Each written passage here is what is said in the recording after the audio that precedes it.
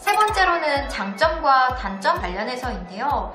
여러분 장점, 단점 어떻게 써야 될지 고민 많으셨죠? 저라면 장점 맨 앞에 쓸 것 같아요. 좋은 거부터 먼저 눈에 들어오게.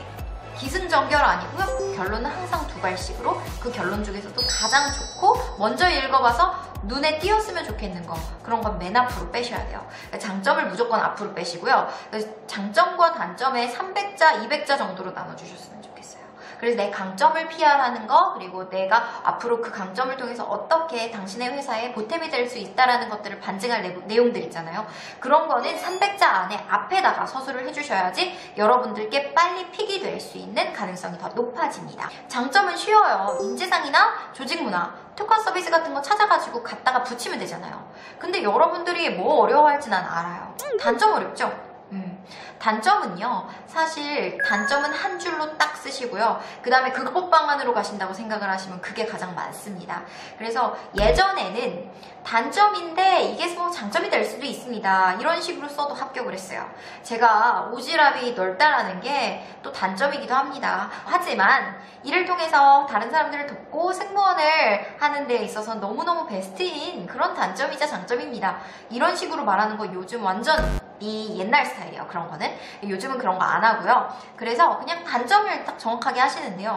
단점에도 레벨이 있다라고 생각을 하시면 여러분들 좀 이해하기 쉬우실까요? 우리 병원 가면은 어디 아프세요? 이러잖아요. 그러면 나 허리가 아픈데요.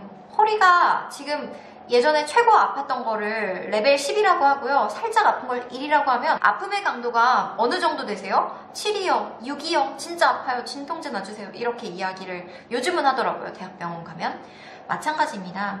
단점도 항공사의 결격 사유가 될 것이다. 이거는 있으면 절대 승무원이 안 뽑힌다를 10으로 두시면 되고요. 무슨 이게 이딴 게 단점이야? 단점 같지도 않아. 이런 거는 1입니다. 뭐 예전에 어떤 미녀 여배우께서 본인의 컴플렉스가 외모 중에 어디냐고 물어봤더니 발가락 사이에 점이 있는 것이 컴플렉스라고 했는데 여러분들 기가 차죠? 딱 그 내용입니다. 단점을 그런 걸로 찾으시면은 뭐 물론 결격 사유는 안 되겠지만 단점을 굉장히 숨기려는 사람처럼 보이고 완벽한 인간인 척하는 자만심으로 비춰질 수도 있어요. 그러니까 단점의 강도를 굳이 찾으신다면 1에서 10 있다면 4, 5, 6 그 안에서 좀 골라주시고요. 진짜 이거는 좀 단점이긴 한데요. 승무원을 못할 정도는 아니에요. 그래도 단점이니까 이거를 이렇게 고쳐나가고 있어요. 이런 식으로 가셔야 된다는 겁니다.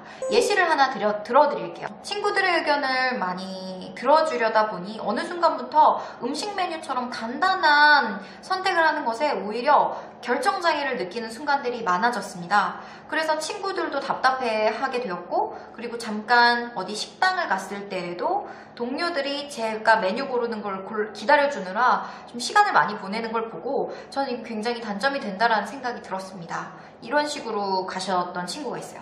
그래서 이거를 고치려고 그 전지적 참견 시점에 이영자 씨를 보고 본인이 모티브를 얻었다고 해요. 그래서 면 종류, 빵 종류, 뭐 중국 요리, 일본 요리, 한국 요리, 분식 뭐 이런 식으로 본인이 메뉴판을 딱 이렇게 만든 다음에 그 메뉴판마다 그 지역의 맛집 리스트를 정리를 해서 가지고 다녔다고요. 폰에 간단하게. 그래서 친구들이 뭐 먹고 싶냐고 물어보면 본인이 독단적으로 정하는 게 아니라, 그리고 결정장애를 일으키는 게 아니라 이 중에서 오늘 뭐 땡겨 해서 분식류, 중류, 빵류 이 중에서 고르고 그 중 안에서도 이 집은 이게 맛있으니까 단일 메뉴가 있는 이 집으로 가자, 이런 식으로 리드를 해서 오히려 친구들한테 프로 맛집 탐방러라고 사랑을 받고 있는 그런 내용을 좀 서술을 했습니다. 그래서 이런 것들도 되게 재밌잖아요. 그래서 단점을 쓰실 때에는 내가 어떻게 이런 취약점이 있는데요. 이런 거를 이렇게 극복을 하려고 저는 노력을 해서 지금 되게 많이 고쳐졌고 앞으로도 이런 부족한 점들을 발견했을 때 바로 고칠 수 있는 사람이 되겠습니다만 적어주시면 뭐 100점 만점에 100점이죠. 그리고 단점을 한 줄에서 두 줄 넘어가지 마세요. 단점은 그냥 짧게, 간결하게, 컴팩트하게. 이런 부분을 어려워합니다. 이런 부분이 아직까지 조금 힘이 듭니다. 정도만 쓰시면 되고요. 이게 제 단점입니다. 이렇게만 쓰지 않으시면 됩니다. 그러니까 너무 결격 쌓여 있는 것처럼 쓰지만 않으시고 이런 부분이 어렵습니다. 뭐 아까 말한 걸로 예시를 들자면 메뉴를 선택하는 게 조금 어렵습니다. 이렇게 가시면 그냥 되는 거예요. 그래서 시간이 조금 오래 걸려서 주변 사람들이 조금 기다리시는 게 마음에 걸려서 이 단점을 극복해 보기로 했습니다. 라고 하면서 블라블라블라 하면서 내용을 써주시면 되는 거죠. 네 번째는 입사 후의 포부입니다. 입사 후 포부는 제가 늘 말하지만 제로 베이스에서 시작하면 안 된다라는 부분을 먼저 말씀드릴게요. 우선 제로 베이스가 어떤 거냐면 내가 가지고 있지 않은 장점을 그걸 입사 후 포부로 갖고 오는 그런 행위에 대한 이야기입니다. 예를 들어 지금 토익 점수가 550 턱걸이 점수로 지원을 한 친구가 있는데 입사 후 뭐 인턴 내에 1년 이내에 2년 이내에 내가 토익을 900점으로 취득을 하겠다라는 식으로 구체적인 내용을 쓴다 한들 지금도 못한 걸 그때라고 할 수 있냐 이렇게 생각을 하실 수 있는 게 바로 제로 베이스 내용인 거예요. 그래서 그런 거 말고요. 여러분들이 회사에 조금 어필하고 싶은 특기 있죠. 예를 들면 내가 예전부터 육상 선수를 오래 해가지고 체력이 굉장히 좋다. 지금도 꾸준한 헬스를 병행하고 있다. 이런 것들, 체력 좋은 거 승무원의 강점과 자질로 같이 부합하잖아요. 이런 거를 입사 후 포부에 갖고 오셔야 되는 거죠. 특화팀에도 뭐 블루 뷰티 서비스가 손재주가 좋아서 뭐 헤어부터 해서 뭐 네일 아트, 뭐 메이크업 이런 자격증들 있죠. 내가 그런 자격증을 취미로 하나 따놨다. 이런 것들도 블루 뷰티로 갖고 올 수 있으니까 그런 것들도 하나의 강점이 되고요. 그래서 이런 예시사항들을 특장점에서 갖고 와서 또 특장점만 딱 하면 안 돼요. 뭐 예를 들어 제가 메이크업 자격증이 있으니까 블루뷰티에서 해드릴게요. 이 정도만 가면 안 되고요.